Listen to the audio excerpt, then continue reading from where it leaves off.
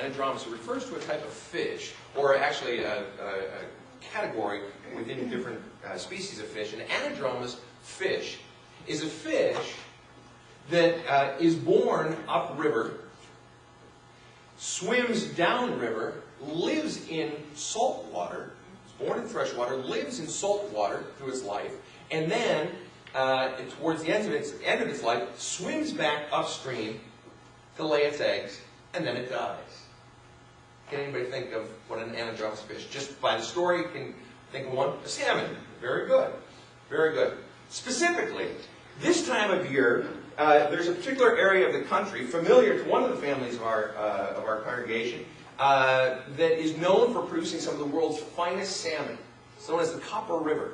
Copper River, king salmon, coho salmon, silver salmon up in Alaska are known as some of the finest salmon, if not the finest salmon in the world.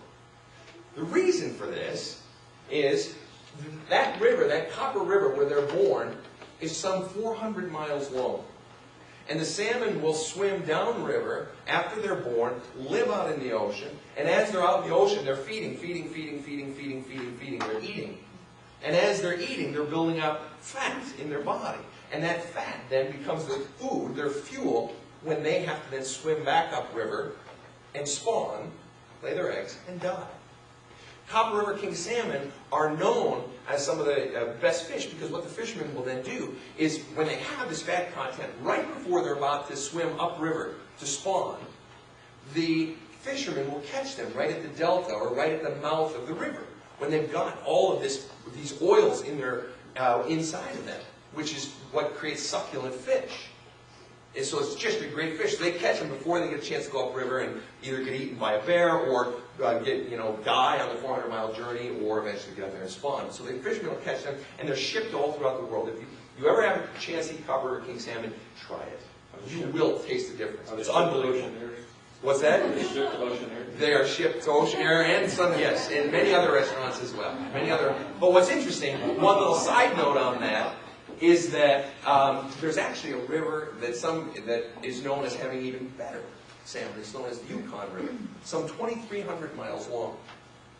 So those salmon come down 2,300 miles, live out in the ocean, and they have to eat enough and build up enough oil and enough fat to live on to swim 2,300 miles.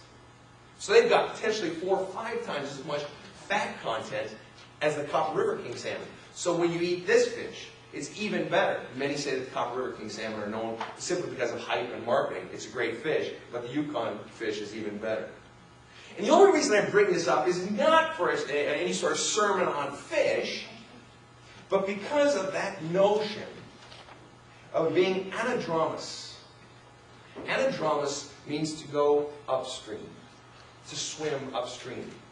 The inverse of that is catadromous. They're actually fish that swim downstream, that are spawned in the ocean, live up in fresh water, and then go back out to die in the ocean. That would be catadromous, going down the river. But anadromous, this notion that these fish have some innate memory to go exactly, they don't just go upriver into a little bay or somewhere. They go to exactly where they were born. There is an innate memory in salmon and other types of fish to return to the place of their birth, to spawn and die. It's quite remarkable. I mean, when you really think about it, to travel 2,300 miles without a map and go to exactly the place where you were born. I'm going to ask you right now this morning, tell me exactly, retrace all of your footsteps from when you got out of bed just this morning. Your circles going around here, going to the bathroom, out to the car, back in, back out to the car. Think about it. Just in a 1 hour span. And then think about 2,300 miles. So there's an innate memory in them that enables them to get back to where they're going. Now, the parallel, or sort of how this draws into what we're looking at today, is that we have an innate memory too. We have an innate memory, and we have a chosen memory. It was interesting to note in talking with the children this morning, to ask them the simple question, what were the good things that happened this week? Now, children being children, they're not always quick to respond. But the point is, it took some trying. It took a while. And what's fascinating is that we're the same way. If I were to ask you the question, and now you're already thinking it, but what were the good things that happened in your week?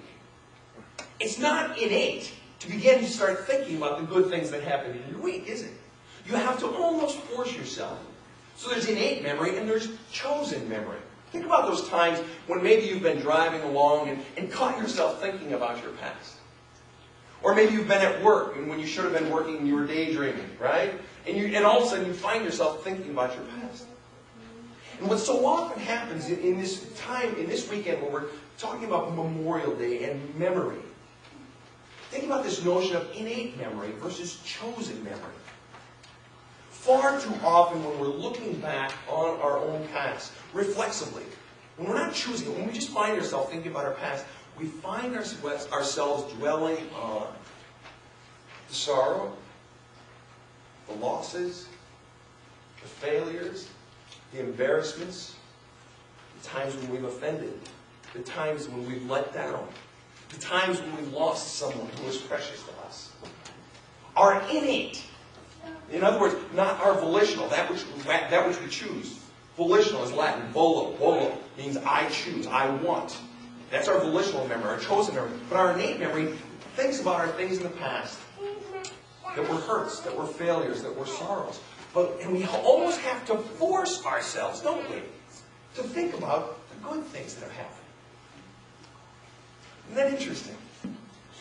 And of course, the setup for this, what this leads to, and what the Scripture is talking about today, is that when we are stuck, or when we find ourselves innately reflecting on our past and all the sorrows and disappointments and so forth, the effect of that, it's not that that in and of itself is a bad thing necessarily. The effect of that is that we begin to see the future then in that same light. We begin to have anxiety about the future because we think about innately the things that have happened in the past, the sorrows, the disappointments, the fears, the losses, the anxieties. And so when we're focused on that happening in the past, that sort of colors our view of the future. It stirs up anxiety. And this is what Jesus is talking about in this text today. He's talking about, don't worry about tomorrow. You're worried about your clothing, you're worried about your house, you're worried about your food, but God cares as much for the lilies of the field as He does for you, and 10 times more so. But we get caught up and we get thinking about all those things that are past. And so what happens is we lose sight of the possibility that our future could be different from that innate memory. You're all familiar with the story in the Bible of Moses bringing the Jews out of Egypt.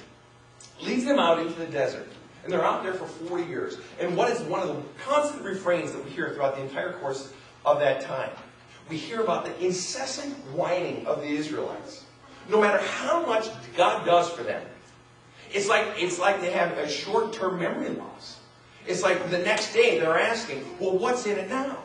And you recall the story or what's in it for us now? Or what's in it for us next? And what's in it for us tomorrow? And you recall the story where they say, we need food. And God says, I will give you manna from heaven and I will give you quail. And there will be enough for each day. And so they go out the next day, and sure it is. There spread across the ground is this manna, this sort of bread-like incrustation that had come. And there were quail there that they could eat, enough for one day. And then guess what? The next day, there was food as well. And the next day and that lasted a while before the Israelites got sort of sick of that. And they started saying, yeah, but what about next week? What about next month? I mean, today is good, but what about next month? I want to know where my food is coming in next year.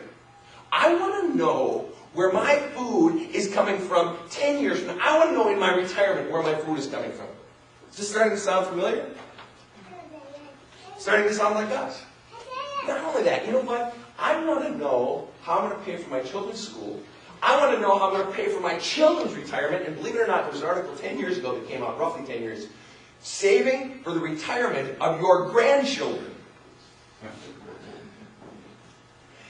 I think that's taking a bit of anxiety to such extremes. This fear that tomorrow will not be okay. That I need to spin and move and move and move and go and go and go and go and go. And that wheel needs to keep turning because I have so much anxiety about the future. I have so much fear about what could happen. And at the essence of that, at the essence of that fear, at the essence of that anxiety that drives us, and it drives every one of us, doesn't it? That anxiety, that incessant going and going and going and thinking I need more, that incessant quest for, I'm not secure yet, I need